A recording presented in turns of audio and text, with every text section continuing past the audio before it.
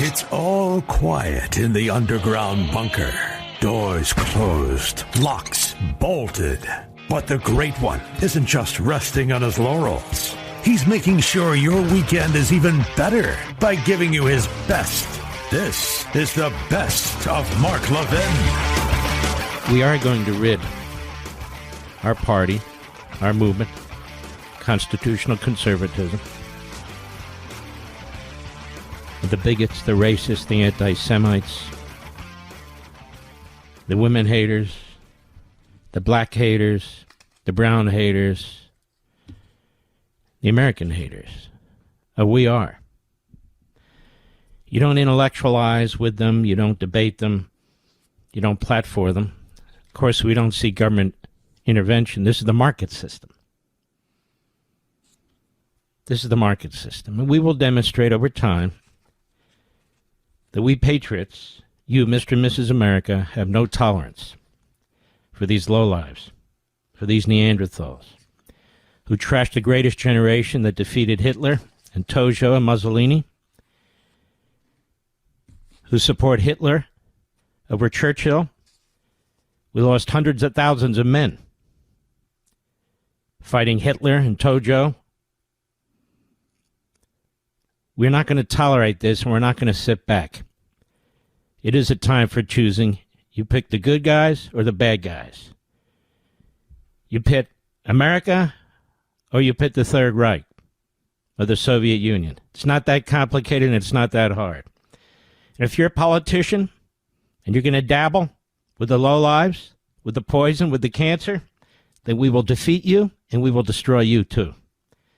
We have a country to save against the Democrat Party.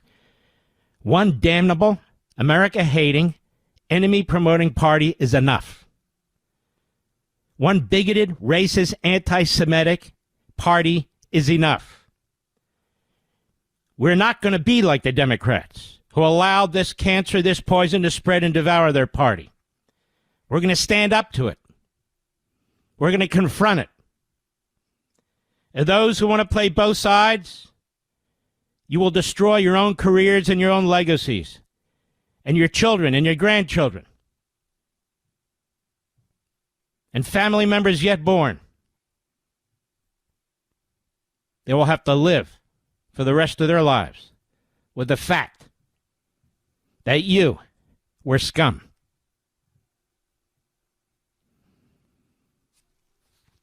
Tucker Carlson's a nobody. He got famous on Fox. That's it. He was a poor writer who got lost at the neocon Bill Kristol magazine, The Weekly Standard. Then he poked around looking for another gig. Eventually he got to CNN. Crossfire. Then he begged Fox to hire him. Now he's a disgruntled former employee. But that's where he became famous. He attacks every employer who's ever employed him. He has rejected every position he's ever held, except the current one. And he's settled on a life philosophy. Stalin, Hitler, racism, bigotry, anti-Christianity, anti-Judaism. He's a nut. In one word, he's a nut. He's not alone. He's not alone. But he's a punk. And over time, it'll take time, hopefully not too long, we have a country to save, he'll become kryptonite to anybody and everybody who has two brain cells to rub together, who loves America, who's a patriot. Go ahead, watch movies about World War II. And then tell me that Hitler wasn't bad. And then tell me that the Third Reich is misunderstood. And then explain to me why this reprobate would platform individuals who rewrite our history, who trash the greatest generation, many of your parents and grandparents and great-grandparents, who dismiss Holocaust victims and the SS, the mass graves, the ovens, the gas chambers. The great Winston Churchill, one of the greatest leaders in human history, who they seek to smear and destroy. You see, nobody can live up to their standards. They've been trashing Donald Trump for the last 18 months. They trashed Donald Trump when he came to the defense of his own country as commander-in-chief to take out those Iranian nuclear sites, which 92% of you supported, and not one of them did.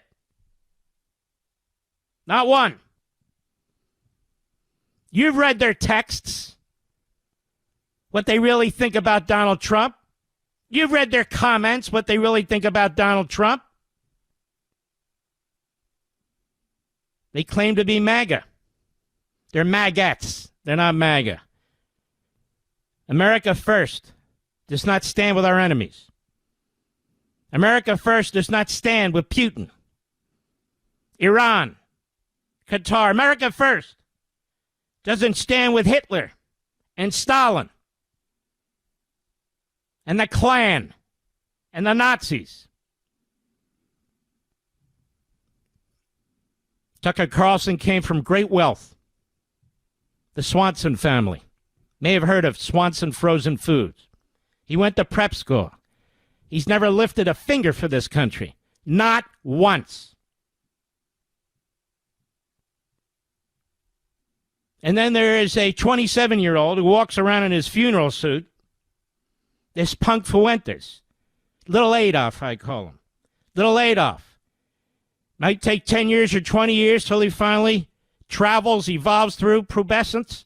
But right now, little Adolf can't even grow his little Adolf mustache. What has he done for the country? He's an ignoramus. He's illiterate. That's exactly what he is. He must have had his ass kicked all over the place as a little punk. He's about 3 feet 9 inches tall.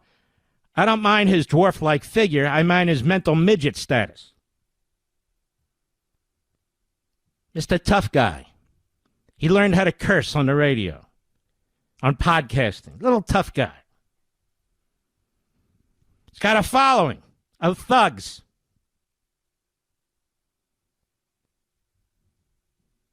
That's right. They don't represent you and me. No, they don't. We, Mr. and Mrs. America, you, your parents, your grandparents have fought too hard, worked too hard to build this fantastic country that's being torn down by these sleazeballs, by these lowlifes. We have to deal with the Marxist, Islamist, anti-Semitic, anti-American left, and we have to deal with what's hanging around our own house, like poison ivy. It's not hard to call them out. You can deplatform them. You can do it by turning them off, cutting them off. Any organization, any individual that gives them any space whatsoever, you should take account of that. Those people are cowards. They are gutless. Most of them are wealthy. Most of them are grifters. On TV, on radio, fundraising.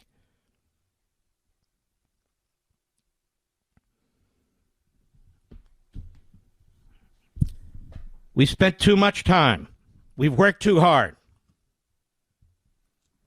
to let a relative handful of self-serving sleazeballs, every one of them, when you really look at them, is truly sick. Some of them are downright corrupt criminals. Right, Bannon? They don't talk about the Islamists very much, do they? They don't talk about the Marxists very much, do they? They don't talk about Schumer and Hakeem Jeffries very much. No. They're out to destroy our party. They're out to destroy our movement. And the media, they love it. They headline them. Is MAGA turning into Nick Fuentes entity? No, we're not. Nick Fuentes is gum on the bottom of our shoe. Tucker Carlson is a bleeding hemorrhoid on the body politic.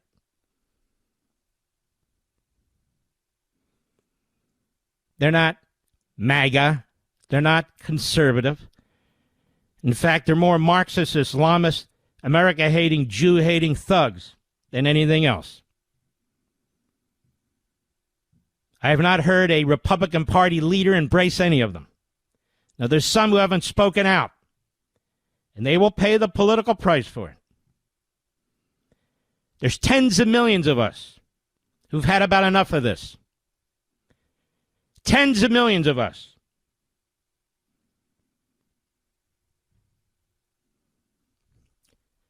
Now Christians are under attack.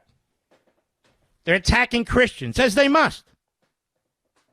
They've attacked Jews. They've attacked blacks. They've attacked Asians. They've attacked Hispanics. They've attacked women. It's only a matter of time till you attack Christians, because many of the people I just mentioned are Christians. When you attack Judaism, you attack Christianity. Our nation was founded on Judeo-Christian values and beliefs.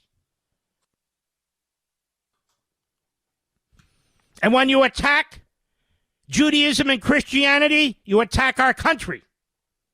You attack the Declaration of Independence, the entire purpose of the Constitution.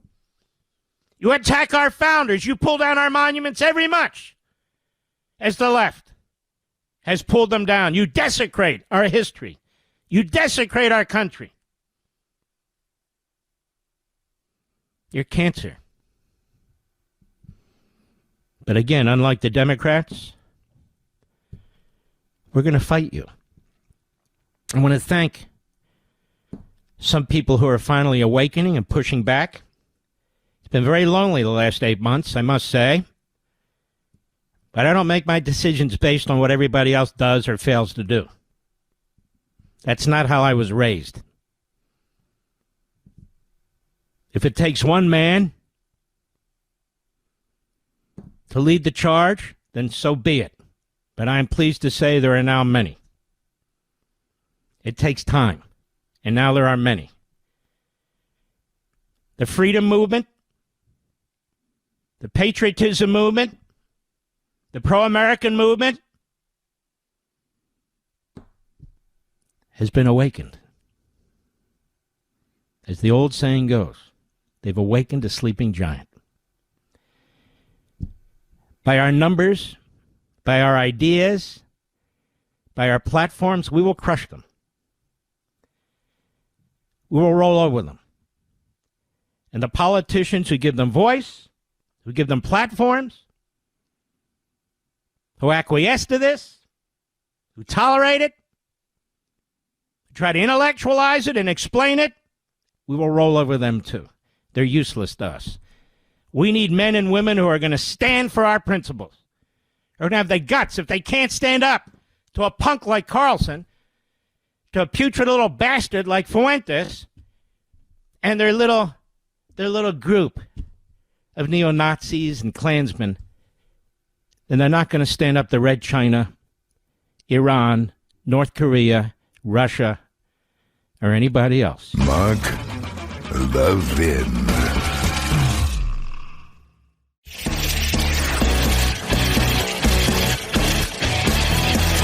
Making your weekend even better. This is the best of Mark Levin. Zoran Mamdani. He wants to make sure everything is affordable, don't you know? Affordable. Excuse me, I'm picking something up here. It just did. Now, first of all, what does that mean? What does that mean? Something's affordable. But you know what? I don't want to get esoteric with you. There's so much to do here. We have Linda Sarsour. Remember her? America-hating, Jew-hating Islamist. Remember the Women's March, which became violent, anti-Trump? She seeks to overthrow America and install Islam with Sharia law. That's her goal. She is one of the big muckety-mucks. I will notice that she doesn't cover her face. Why is that, Mr. Producer? Because in my view, she should. If she's going to adhere to the most fundamentalist forms, but also cover it for our sake. Just saying, just an aside. I can see a marriage between her and little Adolf, couldn't you, Mr. Producer? Given little Adolf's problems, I don't think they could actually procreate, but nonetheless, I would say 2 peas in a pod. Linda Sarsour this weekend says, hey, look, Mamdani didn't just happen. He didn't rise from the ashes. I created him. Muslim money paid for him. So all you people voting in New York tomorrow, heed her words, or you will eat them, I assure you. Words are cheap. And you won't be able to, to subside with words. Your shelves will be empty. You will lose jobs. Your streets will be filled with radicals, America burn flagging, Hamas flags, Palestinian flags, Marxist flags. Quite a scene as the rest of us watch it from afar, because none of us want anything to do with it. Hat tip canary mission, cut 20, Linda Sarsour, go. Right now, I'm a little more quiet because I'm on the quiet side of this race, but I'm going to tell you that once November 4th comes around, I will tell the story. The story is not just, that it's random that Zahran ascended to this place. It is our Muslim American communities. And I'll also say that it's Muslim money. The PACs that have supported Zahran, or a particular PAC that has supported Zahran, is probably over 80% of Muslim American donors in this country, high net donors, grassroots donors. And I want to make the point that the Unity and Justice Fund PAC, which is the CARE Super PAC, was the largest institutional donor to the pro-Zahran PAC in New York. Did I just hear the pro-Zahran PAC in New York, Mr. Producer? See, she has a lot in common with Carlson, the bleeding hemorrhoid. She has a lot in common with little Adolf, the prepubescent Fuentes. They have a lot in common with each other, don't they, America?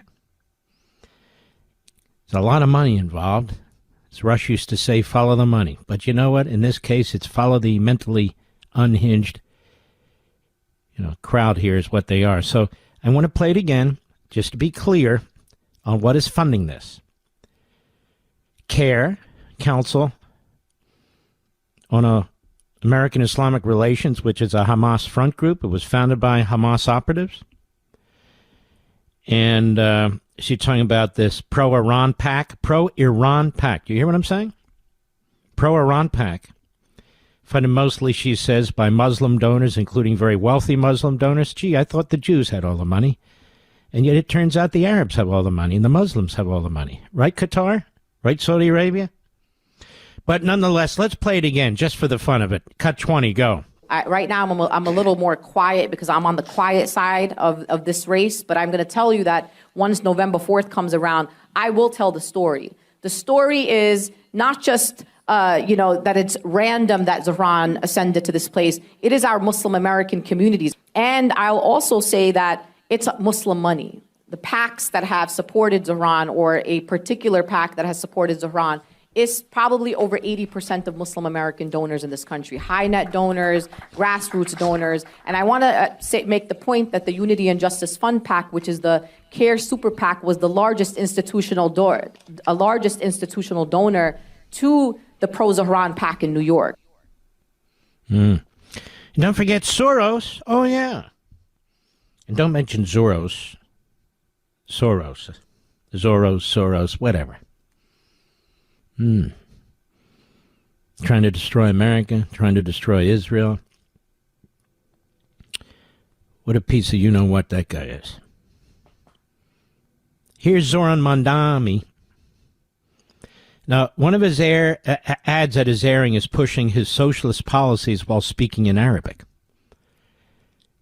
He's speaking to Arabs in the Muslim community, pushing socialism. And in the video, he only flies the Palestinian flag. So I'm informing all the voters in New York who vote for him what you're getting into here. And you're getting into something that's very, very bad. Very, very bad. Cut 21, go. رح جمد الإيجارات لأكثر من 2,000,000 شخص وخلي الباصات سريعة ومجانا وأضمن رعاية الأطفال شاملة لكل العائلات. ويمكن ما فيني أقنعك إنه الكنافة النابلسية بستانواي أطيب من نيوجيرسي. All right. All I heard was New Jersey. But nonetheless, speaking in Arabic to that specific community, which is fine, but promoting socialist policies so others couldn't understand it, and only flying in this video the Palestinian flag. Does that concern anybody? It should concern everybody. Everybody. But apparently it doesn't. And so you have a mix of the Islamists and the Marxists. I'll give you an example of a Marxist, in my humble opinion, who hates America, in my humble opinion. Elie Mystal, I've talked about him before. He's in one or two of my books. He writes for The Nation, which is a rag, absolute rag. And Elie Mystal is toxic. His hate for America knows no bounds. His bigoted views of white people is really grotesque. Hence, he writes for The Nation. Not our nation, somebody else's nation. So, you heard Sarsour, you heard the Arabic, and I explained to you what it was about, of Mamdani's commercial, flying only the Palestinian flag. Now I want you to hear some of the other people who support him, who are not from other countries, who don't speak Arabic, but are on the Marxist side of the spectrum. Cut 26, go. Most of our Constitution, even the amendments, have been written and ratified exclusively by white, rich, land-holding men, right? There's not a single state that had a majority legislature of women that has ratified a single amendment in the current Constitution, right? So starting from the beginning and pulling that thread all the way through now, this is a white man's document, and it looks like it. So when you ask, like, is the Constitution working as intended? Pretty much. And the intention was to crush the rights and democratic participation of everybody who was not a rich white person. So this is the toxic mix of a Marxist, America-hating, Constitution-hating bigot, in my humble opinion, and an Islamist, Sharia-embracing, Jew-hating, anti-American. They have much in common. Their hate for the country, their hate for the Constitution, their bigoted viewpoints, their hate for Jews, in my humble opinion. By the way, what this clown, who thinks he's educated about the Constitution, what this clown won't tell you is that in several states, blacks did, in fact, vote for amendments to the Constitution. But that for another day. That's worthy of a larger discussion, no question about it. But that for another day. And I don't believe he's ever said a damn thing on TV about the black Christians being slaughtered by the black Islamists throughout Africa, in Nigeria. I think Donald Trump has said far more about it than this jackass. Or in the Sudan, where 200,000 black Christians have been slaughtered. Do you think they care that they were slaughtered by black Islamists? You think that even enters their mind? And the rape and the kidnapping of their children? Think that enters their mind? Because this guy, this putz, lives in the greatest country on the face of the earth, enjoys capitalism, stands on the shoulders of the people who came before, but he grifts, like Carlson grifts, like Bannon grifts, like Fuentes grifts. They've contributed nothing to this country. Zero. They take from it while they trash it. They have so much in common, do they not? Well, this is Mamdani. If you get Mamdani, New York, you're going to lose your city. Nobody's going to want to invest in New York City. People are going to move their headquarters out, and you can't blame them. People are going to try to leave if they can leave, even though their ties to the city are deep and broad. The entire nature of the city is going to change. You see what's happening in London and Paris. You see it. You're talking about Sarsour, Mamdani, their supporters. They have no intention of assimilating. Their goal is to conquer and devour. You understand what I'm saying? Conquer and devour. And destroy every aspect of the city that has made New York what it is. Despite the leftist Democrats who run the city, New York is the greatest capitalist center on the face of the earth. In spite of all that, that will be destroyed. Because unlike typical liberals, the ideology that's being promoted here from the Marxists and the Islamists, they intend to destroy the culture, destroy the cops, destroy the communities, destroy private property rights. They even want to destroy things at work. And of course, what you'll attract is the opposite of successful, assimilated individuals. You will attract, he ran a commercial, right, for Muslims and Arabs. That's it. With the Palestinian flag. So you'll attract that from all over the country and all over the world. And it'll get harder and harder and harder to win primaries and harder and harder and harder to win general elections. And this is how it goes. This is how it works. Mamdani doesn't even believe in elections unless he wins them. This is a cultural battle, well beyond politics. Politics has the impact, obviously, but it's a cultural battle. Imagine what they'll do with the teachers' unions and in the classroom. Think about it. Imagine what they'll do when you pick up the phone and call the cops and they're not coming, depending on your neighborhood, depending on your issue, depending on your skin color. They're not coming. Plus, there's not enough of them. They're going to go to Florida and other states where they're welcome, where they actually get a bonus to help protect people and secure their neighborhoods. And minorities in New York, you're going to suffer the most. You're going to be the plaything of the Marxist Islamists. You always are. Your schools are going to sink further. Your neighborhoods are going to be more crime-ridden. Because the cops, well, that's who protects these neighborhoods. Your healthcare system is going to collapse. Who's going to pay the bills? The people who pay the bills. How do you redistribute wealth when the successful people who are trying to make a living decide, no, you know what, I earn that. I get up in the morning, I work hard, or I work at night, I work hard. No, I'm not going to let you take my wealth and give it to somebody else who just showed up in our country, who just came into our city, based on race, based on anything else. Ask people in minority neighborhoods in Chicago under a radical mayor what they think about those policies. Ask them. Mamdani's not a uniter. He's a destroyer. He's a destroyer. How's he going to bring prices down? With a magic wand? You don't have to pay for it. No, you will pay. You will pay.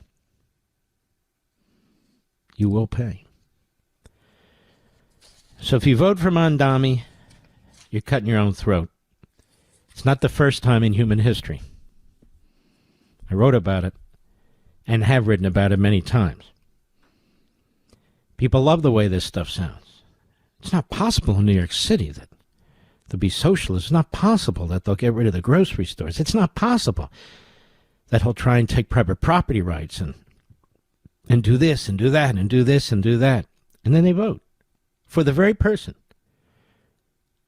And then they wonder what happened when they lose their job. They wonder what happens when their shelves are empty. They wonder what happens when their homes are taken. They wonder what happens. Look at Venezuela. Look at Venezuela. There's your Marxist ideology. A military and police state. No food. No food for the vast majority of people. No jobs. Inflation that runs into the hundreds and hundreds of percent. Street gangs and militia that enforce the rules. No civil liberties. Death squads. This is the rational yet horrific outcome over time of what these people are preaching. Mark Levin.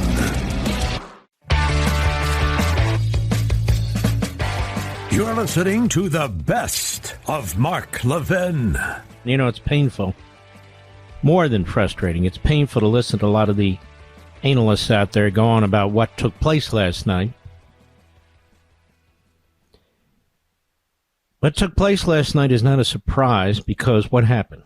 In New York City, immigrants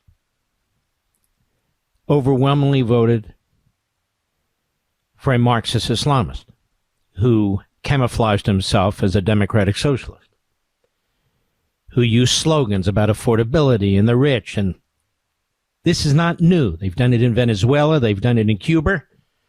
They've done it all over the third world. And it works. The Democrat Party, their long-term immigration program to change the demographics of the country, to change the population of the country, to change the citizenry of the country, is working.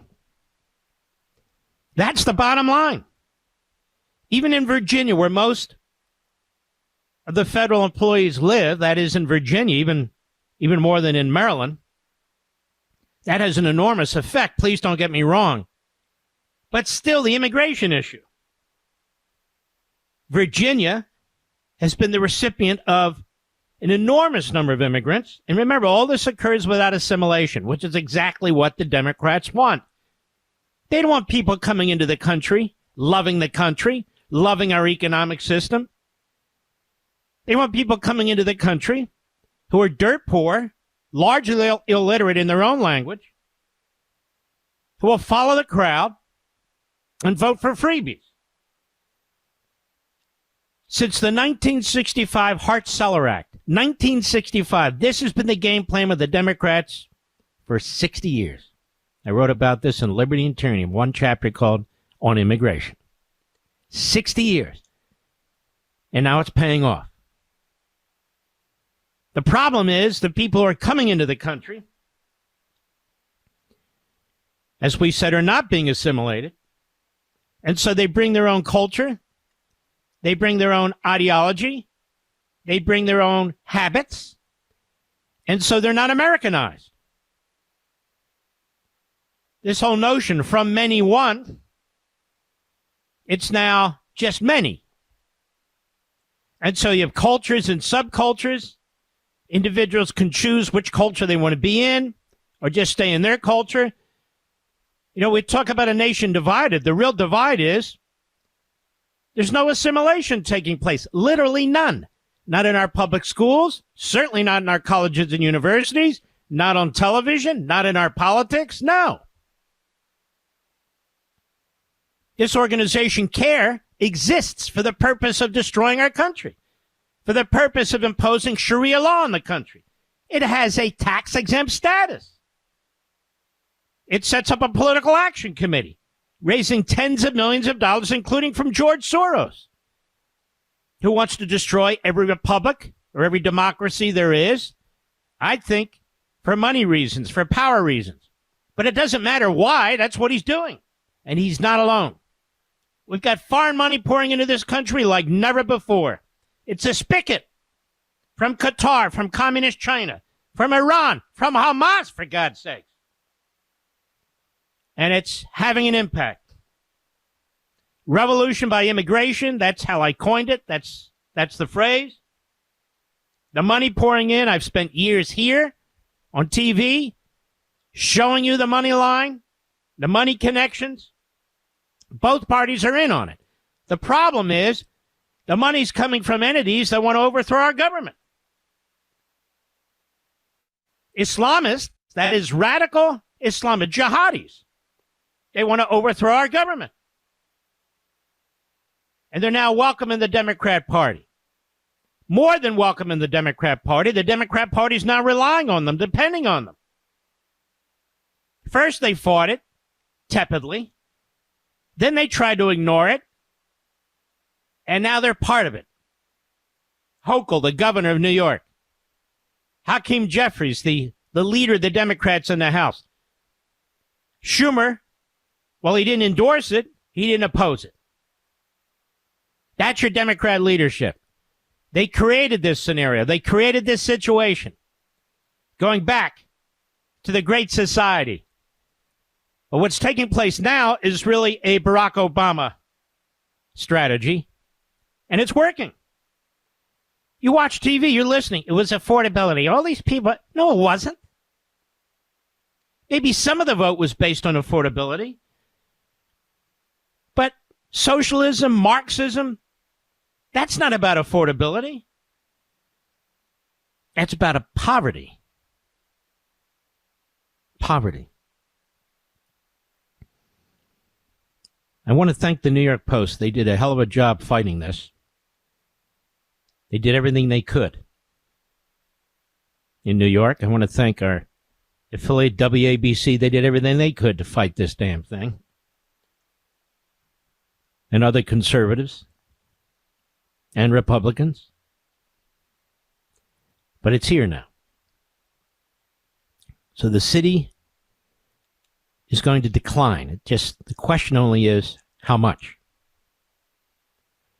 It's not a question of whether it declines. The question is how much. In Virginia is now part of the federal government. Now, you'll pull out a Republican win every now and then, like you do in New Jersey, and I'll get to that in a second. But Virginia is now an appendage of the federal government. Enormous number of federal employees. On top of that, you've got really another Silicon Valley. 80% of all the internet traffic comes through Loudoun County, Virginia. And if you live in Loudoun County and you drive through particular neighborhoods and streets, you will see these massive buildings that are bigger than football fields. And they are lining these streets, one after another, to the point they don't know how they're going to get electricity to them. Terrible. And many of these people are young liberals. Apart from the immigrants, are young liberals. We had a caller into this program. I forget if it was last evening or the evening before. Nice young man. He said, I'm 20 years old and we really need to focus on the future in my generation, he said. Isn't that right, Mr. Producer? It was Monday. The problem is this younger generation, not to offend, and many of them do agree with me, they think they have it tough. They weren't drafted into World War II or the Korean War, the Vietnam War. They have access to technologies that people their age 25, 30 years ago never had access to.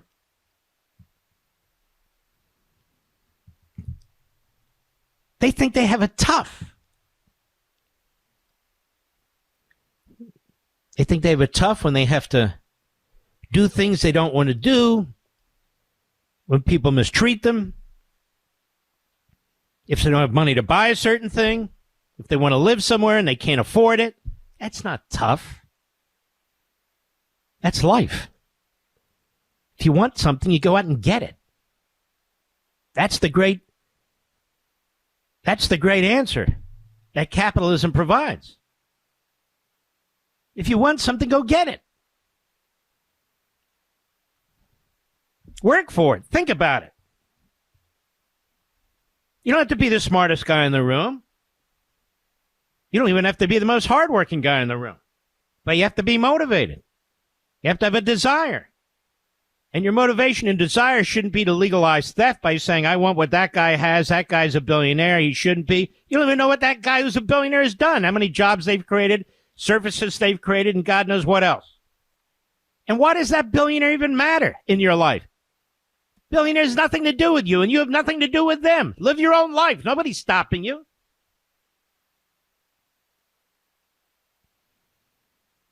If there's economic worries, if there's economic worries, then why did the people in New Jersey, the majority certainly, vote for a party that has imposed massive property taxes on them and massively has increased their electricity bill? This isn't even being discussed on TV today. Let me repeat it for the slow listeners. If the election was about economics and affordability, then why did a significant majority of the Democrats, perhaps some others, in the state of New Jersey vote for the party that drove up their property taxes and drove up their energy bills? That doesn't make any sense, does it? You know, affordability was the issue. Then why would they vote for the party that controlled the legislature for 20 years and the governorship for 8? What is that all about? So that is not the answer. It might be the answer for some people, but it's not the answer. So I'll go back to my premise. The immigration strategy of the Democrats has worked. Their judges at the district court level know it. Their mayors know it. Their governors know it. That's why they refuse to support or cooperate on deportation, even if it means a serial killer, a rapist, or whatever. You know, as Mark said, a little bit of despotism, so be it. Because their bigger picture is this is their constituency. The number of people in the state determine the number of congressional districts. It should be citizens, but that's not the way it works right now. They're banking on the court not having the guts to rule the right way on birthright citizenship. So every baby that's born to an illegal immigrant in this country, and there are millions and millions of them, there were before, but now there's even more thanks to the Democrats. Their border was open for a reason, folks. They count on them as being Democrats. They don't care if they're Islamists who are pushing Sharia law. They don't care if there's a significant number of women who are sold into sex slavery. They don't care if there's unaccompanied minors. They can't find 300,000 of them. Hey. It all comes out in the end. This is how they think. This is how they think. Mark Levin.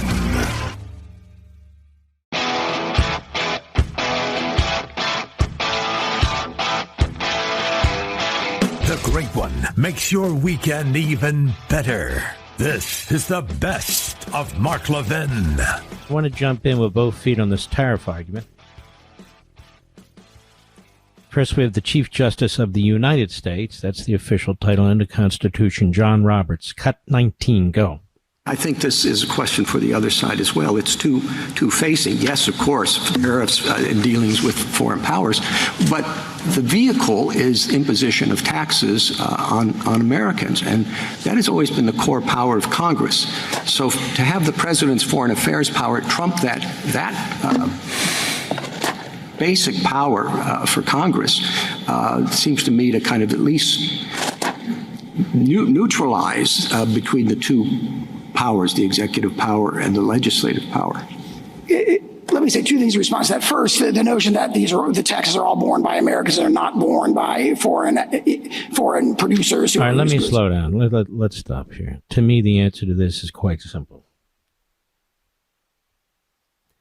We have situations where Congress has delegated the authority of the president. You know, we've had tariffs since the beginning of the Republic. And they've delegated authority to the President of the United States to determine tariff levels. And that's relatively recent as well. So according to John Roberts' logic, every time that happened, that was an unconstitutional delegation of the taxing authority, power of the purse. Where does he draw the line on that? If he's going to stick purely in the taxation lane, it's much more complicated than that, what a tariff is and what it's for and the impact of it. And then that's my question. How does Congress delegate that core power? He just said it's a core power. He's not wrong about that. How does Congress delegate that power? And it has through past tariff acts, of which there have been many, scores of them, to a president of the United States to make the decision, to have the discretion to determine whether powers will apply or how much they'll apply in certain circumstances, beyond emergencies. That's number one. Number two, what did I just say about regulations? regulations are a tax. And yet, every regulation doesn't go through Congress. Well then, John Roberts would say, but Congress has delegated that authority to agencies and departments. Well, Mr. Chief Justice of the United States, you just said that's a core power of Congress. Therefore, Congress cannot delegate to another branch of government, whether it's a judge or a president, the power to raise taxes. And yet that's what regulations do. No? And even more so than tariffs, because the people who pay the regulation are American citizens, American businesses. No question about that. In the case of tariffs, Americans might pay them, foreigners might pay them, other countries might pay them, and so forth and so on. So it seems to me this is a black hole that he's trying to go through. Go ahead, Mr. Producer. Is empirically, there's no basis for that in the record. It's actually a mixed. Well, who pays the tariffs? If a tariff is imposed on automobiles. Well, who pays for the regulations? Who pays for the regulations? When a business is regulated in America and they have to expend money, which they almost always do with a regulation, and there are tens of thousands of regulations. In fact, the Heritage Foundation many years ago did an analysis and said regulations are more expensive than taxation. $1 trillion worth of regulations virtually every year. And those regulations are issued by the executive branch agencies. Well, they've been delegated that. Well, if that's a core function, you can't delegate the power to tax, not just to a president, you're delegating it to bureaucrats. That would be my reply. Now we have Justice Sotomayor, one of the dumbest. Cut 20, go. I just don't understand this argument. It's not an article. It's a congressional power, not a presidential power to tax.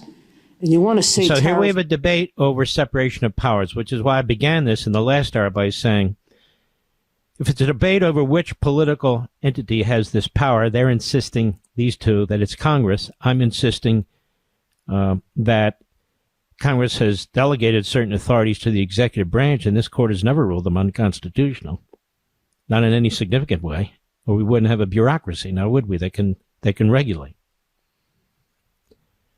They're not really making intelligent, substantive arguments to me. Go ahead. Taxes, but that's exactly what they are. They're generating money from American citizens, revenue. And you say it's incidental to the regulatory. Now, that's particularly interesting. So I guess that means when the Interior Department leases land and makes an independent determination on what that cost is going to be to oil companies, to ranchers, to farmers, and so forth and so on, that's clearly unconstitutional, right, Mr. Producer? I mean, where are they going with this? And again, I said the overlay is, these are not purely quote-unquote taxes, as these two justices imply or assert. Of course they have national security implications. Of course they have economic implications. Negotiating ability of a president with communist China or the European Union and other countries with the threat of tariffs or the actual implementation of tariffs in the short run or long run. Again, tariffs have been with us since the beginning of the Republic. Tariffs are used for multiple reasons. Robert says, yes, but at bottom they're a tax. Yes, at bottom a regulation is a tax. Go ahead. But I don't see how a quota is equivalent to revenue raising. A quota sets a limit to what you can import in, but it doesn't Well, generate. I guess you're not familiar with your great hero, that court in the Wicker decision that said this was a crazy-ass decision, but the left loves it because it massively expanded the power of the central government. Franklin Roosevelt's New Deal, it saved it, effectively. This Wicker decision was a decision by the Supreme Court. It's infamous. For the left, it's celebrated and famous. where they said the lack of commerce means commerce. So if a farmer withholds interstate commerce, that farmer is affecting commerce. And so what Sotomayor is saying here is, go ahead, play it. Revenue. I don't understand this argument that it's equivalent or that foreign powers or... So in other words, if you put a block on the amount of products that a country can sell into this country, she's saying that's not the same as a tax. Well, let me ask you folks a question. If we limit the importation of goods into the country, doesn't that increase prices, Mr. Producer? The whole point of having quotas on products from, let's say, Japan, motorcycles during President Reagan's term, or electronics from President Reagan's term, or computers from President Reagan's term, is to drive up the price domestically in order to build up the industry or to expand the industry. Isn't that a tax? But isn't that also important? There's no fine line between the two. Now, Congress can try and draw it. They haven't. Most of these tariff acts are quite ambiguous. And so for the court to step in here and say, yes, but taxing is, that doesn't answer any questions. And now she's saying, if you have a quota, that's not the same thing as a tariff. Well, a quota isn't the same thing as a tariff, technically speaking, but depending on the use of the tariff and the nature of the quota, they can be absolutely the same thing in terms of the consumer, a tax. Again, what's the point of a quota? Let's say it's a quota on motorcycles. It was to help Harley Davidson survive. That's why Reagan did it. They were dumping motorcycles in the country. So the price of Harley Davidsons went up. That's a tax, technically, right? But the purpose was not to tax. Their purpose was to improve the motorcycle market for motorcycle production, not necessarily the consumer. So you would save Harley Davidson. Mark Levin.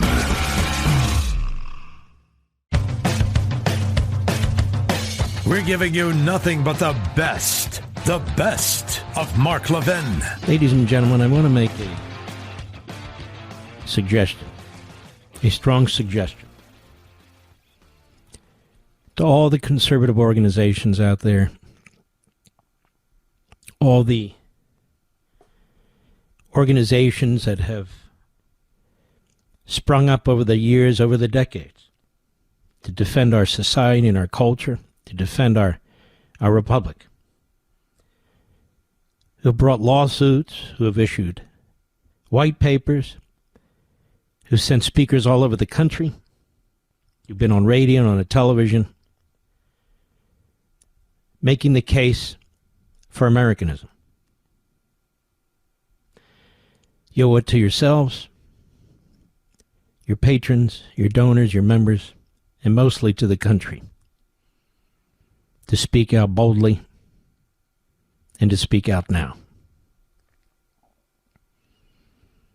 We're up against a vile, poisonous movement on the left and a vile, poisonous movement on the radical right. And when I say radical right, I don't mean conservatives, I don't mean constitutionalists, I don't mean libertarians, I don't mean any of that. I mean fascists, thugs, neo-Nazis and their like. I want to say to the heads of our colleges and universities, those who run private institutions in particular, I want to say to those who run think tanks, legal foundations, websites, publications, this is not difficult. If you believe in our country. Some of you have said, not many, but some, that you are friends with Tucker Carlson, or you've been friends with Tucker Carlson, but Tucker Carlson has left you. He's not your friend. Today he was supporting and promoting Mamdani, trashing traditional Christians, Jews, at it again. Don't you owe it at least to your own conscience, your own morality, to say something? Free speech, that cuts both ways. Free speech doesn't just exist for neo-Nazis and Klansmen, for Marxists and Islamists. Free speech exists, as we know better than anybody, to counter these people. Because the truth is, if they ever took control of anything, free speech would cease to exist.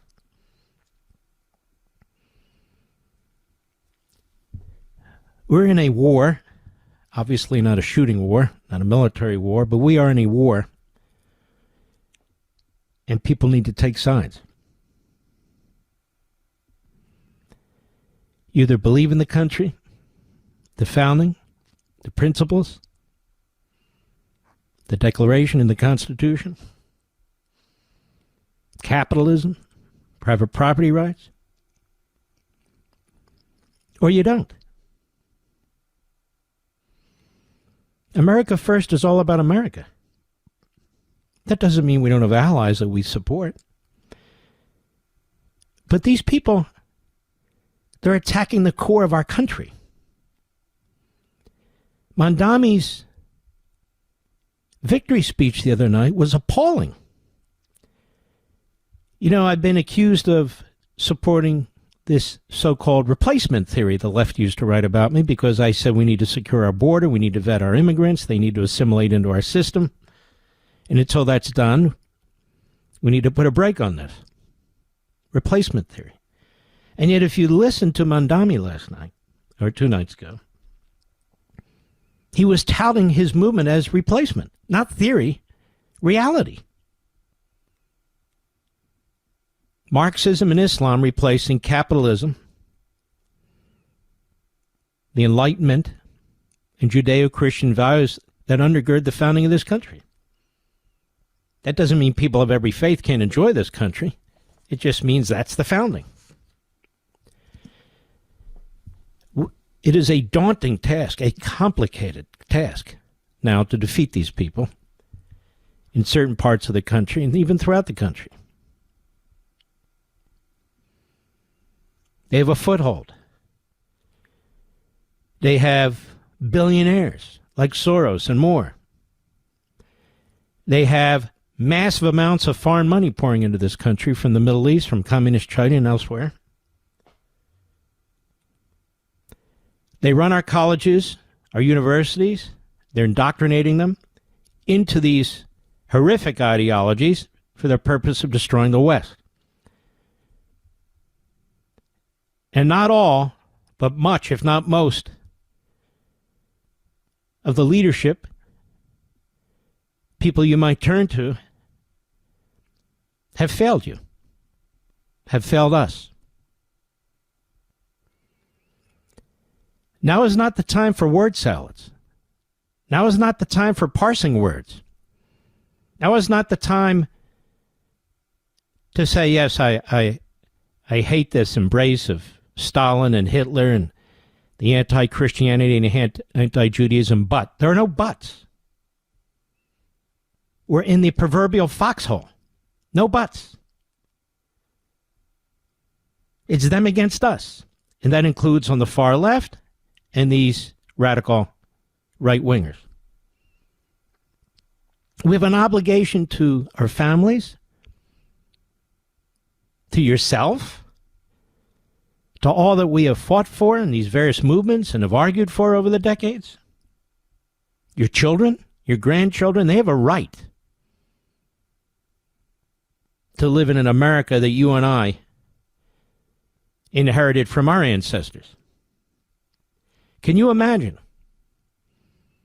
after World War II, your grandparents, your great-grandparents, having fought for this country, saved this country,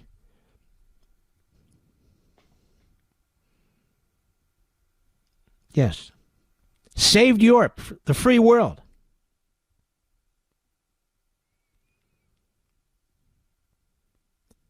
We're able to finally free the victims who are terrorized in the concentration camps, what was left. If they could hear from Tucker Carlson or Nick Fuentes or Steve Bannon or Owens or individuals who platform them, what do you think they would say?